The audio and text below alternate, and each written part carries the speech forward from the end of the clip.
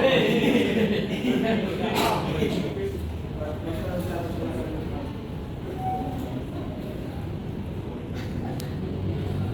assalamualaikum warahmatullahi wabarakatuh. Waalaikumsalam. Terima kasih kepada MC dan para peserta dari hari ini. Saya bersedia untuk mengikuti acara mini workshop seminar yang diadakan oleh saya dan si hari ini.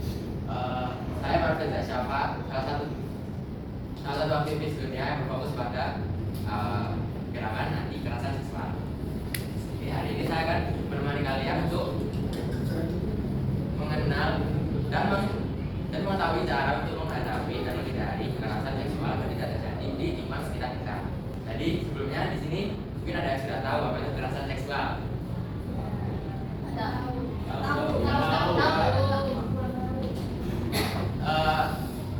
Menurut pendapat kalian aja nggak apa-apa kok. Jadi menurut dalam pengetahuan kalian aja mungkin ada yang mau ngasih pendapat.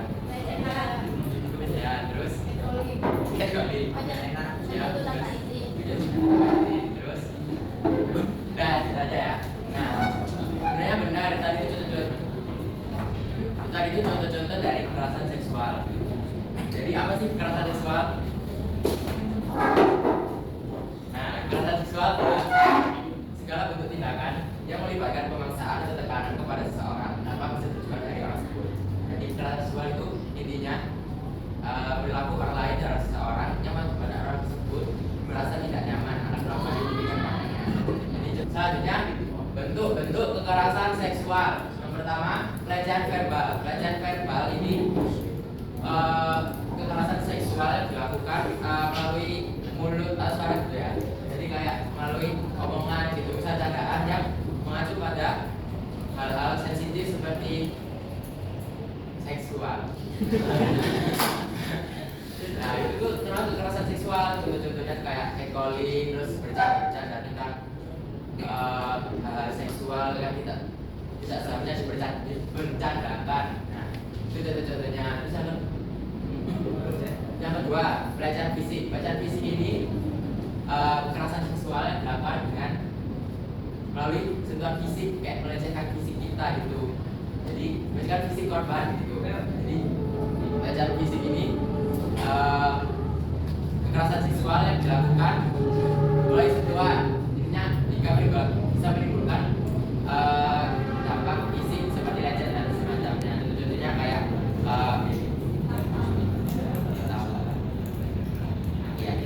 ya bisa kayak menyentuh bagian vital korban dan semacamnya. Ketiga, eksploitasi seksual. Eksploitasi seksual ini bentuk kekerasan seksual yang dilakukan dengan mengeksploitasi korban. Jadi contohnya kayak misal korban memberikan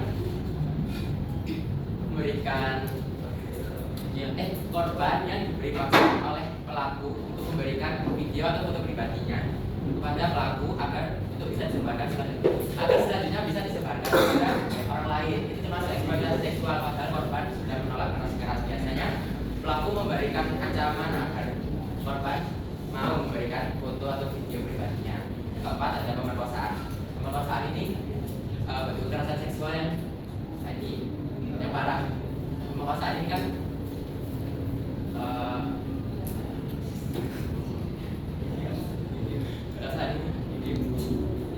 pemerkosaan sendiri itu kan hubungan seksual yang dilakukan tanpa persetujuan korban. Intinya ada korban. Nah, jadi pemerkosaan itu hubungan intim yang hubungan seksual tidak didasari sama-sama mau yang satunya bisa jadi korbannya. Dampak kekerasan seksual ada 3: fisik, psikologi, dan sosial. Dampak fisik kekerasan seksual ini kayak cedera, terus penyakit menular seksual atau kehamilan yang tidak diinginkan. Terus yang kedua ada dampak psikologi. Dampak psikologi ini kayak trauma, ketakutan, depresi, panic attack atau kehilangan rasa percaya diri. Terus yang ketiga ada sosial. Sosial ini dampaknya itu korban nanti bisa merasa kurang percaya diri kalau berada di lingkungan sosial, sehingga dia lebih pilih untuk terisolasi dari menyapa kekerasan seksual. Untuk menghindari kekerasan seksual terjadi di lingkungan kita bisa melakukan edukasi, lalu melaporkan serta waspada dan berani untuk seksual ini akan kita berada di lingkungan sekitar kita. Ya, yang pertama edukasi. Edukasi ini perilaku diambil seperti mengedukasi diri atau orang lain untuk belajar tentang batasan diri dan batasan untuk belajar tentang batasan pribadi dan cara menghormati batasan orang lain. Yang kedua berani. Jangan takut menolak jika ada perilaku yang membuat kita merasa tidak nyaman. Yang ketiga waspada. Selalu waspada dimanapun kita berada, apalagi di lingkungan yang baru. Keempat laporkan. Itu segera melapor jika melihat adanya perilaku kekerasan seksual di sekitar.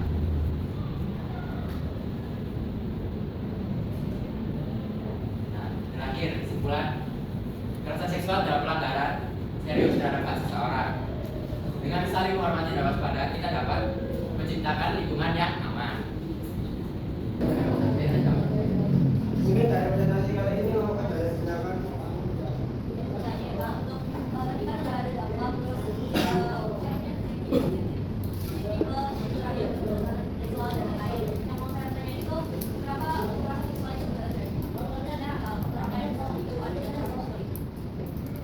Baik, saya dulu mungkin ada pertanyaan selanjutnya. Ya.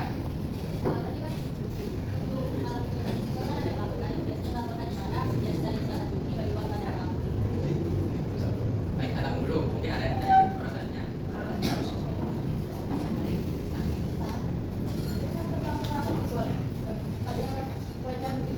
Ya.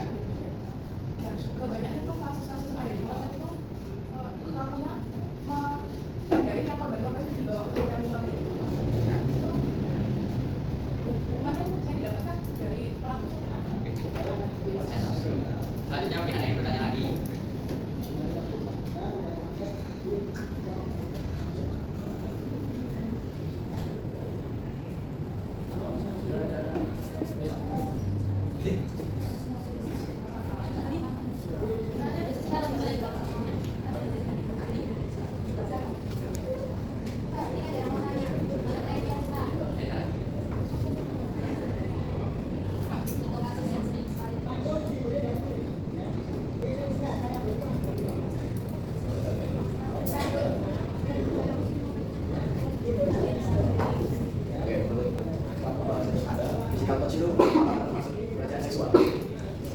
Oh ya.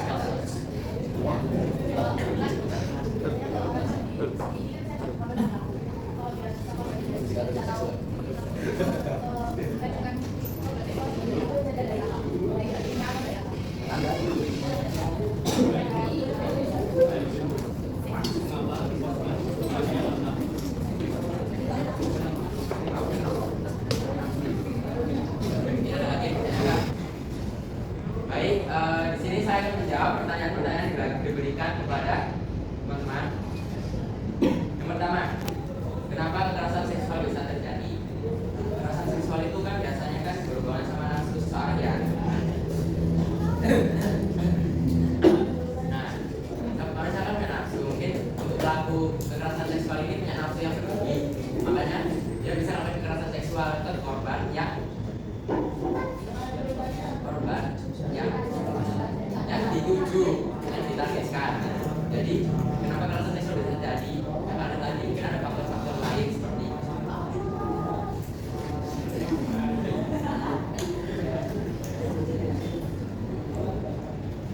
mungkin ada faktor-faktor lain seperti kurangnya kontrol diri, terus gangguan psikologis. Itu biasanya memang ada gangguan psikologis ya teman-teman buat pelaku yang melakukan kekerasan seksual karena udah nggak bisa nahan dirinya sendiri. Yang ketiganya ada pemahaman tentang seksualitas yang kurang. Pemahaman tentang seksualitas yang kurang ini juga berpengaruh kepada pola pikir pelaku karena dapat menyebabkan pelaku itu merasa bebas melakukan hal-hal yang sebenarnya itu termasuk dalam kekerasan seksual. Makanya itu penting di sini untuk mengedukasi kita pernah menjadi korban kekerasan seksual. Setelah menjadi korban, biasanya orang itu korban juga merasa memiliki keinginan untuk membalas dendam dengan melakukan pelecehan seksual ke orang lain atau korban yang lain. Yang terakhir ini ada penyalahgunaan narkoba. Ini saja lain. Baik, apa sudah menjawab pertanyaan? Ya. Pertanyaan selanjutnya, Edita di sini jika korban ingin melapor di mana?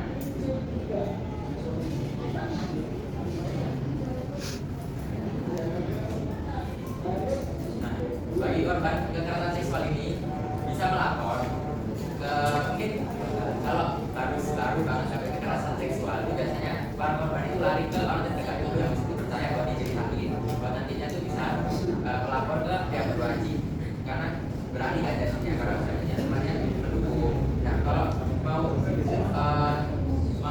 melapor ke pihak yang berwajib itu contohnya kayak ke kepolisian atau unit TPA. Unit TPA ini unit khusus dari kepolisian yang menangani kasus pelecehan seksual. Yang kedua ini adalah yang Kementerian Pemberdayaan Perempuan dan Perlindungan Anak. Ini kayak organisasi itu, organisasi pelayanan buat melindungi korban pelecehan seksual ini. Yang ketiga ini adalah lembaga perlindungan saksi dan korban. Ini bisa melapor ke sini juga ya. Dan selanjutnya itu ada lembaga bantuan hukum dan organisasi pemerintah. Ini juga bisa melapor di sini, nanti bisa dibahas. Baik, pertanyaan selanjutnya sama-sama dari Erita. Contoh kasus yang sering terjadi. Kasus yang sering terjadi itu biasanya saya tidak sadar. Misal kalian lagi bermain sama teman kalian, terus tiba-tiba teman kalian tuh nyentuh badan kalian. Itu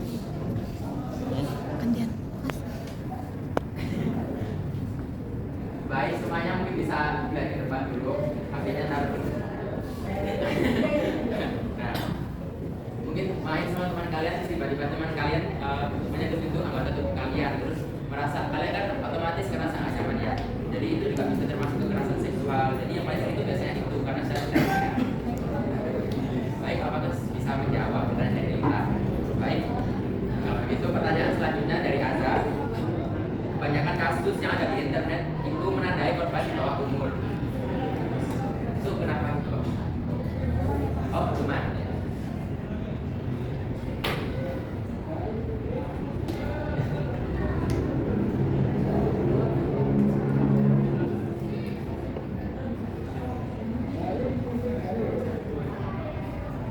baik. Saya menjawab pertanyaan Azza. Hukuman dan sanksi kepada pelaku kekerasan seksual kepada korban di bawah umur. Di Indonesia, pelaku kekerasan seksual terhadap anak di bawah umur dikenakan hukuman berat berdasarkan beberapa undang-undang, terutama Undang-Undang Nomor 17 Tahun 2016 dan Undang-Undang Tindak Pidana Kekerasan Seksual UU TPKS Nomor 12 Tahun 2022. Nah, hukuman bagi pelaku kekerasan seksual di bawah umur adalah jika pelaku melakukan kekerasan seksual kepada korban yang di bawah umur, pidana penjara minimal 5 tahun dan maksimal 15 tahun. Yang kedua, denda maksimal 5 miliar. Yang ketiga, jika pelaku adalah orang tua, wali, pendidik, tenaga kependidikan atau orang yang memiliki hubungan dekat kepada korban, maka pelaku hukumannya akan diperberat sepertiga dari hukuman maksimal. Lalu yang terakhir di sini penyebarluasan identitas pelaku di sini. Baik, apakah itu bisa menjawab pertanyaan Azza? Baik, selanjutnya pertanyaan dari Syahrul. Menurut saya, kalau physical touch itu termasuk pelecehan seksual atau tidak? Physical touch-nya ini sentuhan fisik ya. Nah, sentuhan fisik ini memang termasuk kekerasan seksual. Cuman itu kalau korban yang mendapat perlakuan physical touch ini merasa tidak nyaman. Jadi kalau mungkin sama-sama iseng saling pegang-pegang itu nggak apa-apa. Karena kan emang dasarnya bercandanya gitu atau gimana. Tapi sebenarnya nggak boleh teman-teman, apalagi kalau lawan jenis. Ya sebenarnya tidak boleh. Ya, sebenarnya tidak boleh, tapi mungkin kalau memang begitu ya. Baik, apa sudah menjawab pertanyaan? Baik, pertanyaan selanjutnya dari Maya. Korban. Cara korban Anda tahu ciri-ciri pelaku yang ingin melakukan kekerasan seksual. Nah, korban ini, pelaku ini biasanya kan udah nunjukin sifat-sifat kayak yang aneh gitu. Mungkin kalian bagi korban udah ngerasa kayak ada yang aneh sama pelaku. Mulai dari sikapnya yang mulai mendekat dan lirik-lirik gak jelas, itu contoh dari ciri-ciri pelaku mau melakukan kekerasan seksual ya teman-teman. Terus tiba-tiba megang-megang area vital kalian itu juga termasuk kekerasan seksual. Jadi intinya ciri-ciri dari ini sangat jelas. Kalau sembunyi-sembunyi, makanya itu lebih baik waspada. Baik, apa sebelum jawab ya? Lalu pertanyaan selanjutnya dari Surya. Mengapa korban banyak yang tidak melapor? Seperti contoh dari eksploitasi seksual tadi, biasanya pelaku itu memberikan ancaman kepada korban agar tidak melapor, dan biasanya korban juga merasa takut karena memang hal yang sudah diberikan pelaku itu biasanya sangat sensitif, misal foto vulgar pribadi korban itu bikin korban jadi takut, makanya korban takut untuk lapor. Baik, apa sudah menjawab pertanyaan Surya? Kalau saudara ini saya kasih dari sejarah sebenarnya. Maaf kalau ada saya kata dan saya sampaikan sejarah sebenarnya dari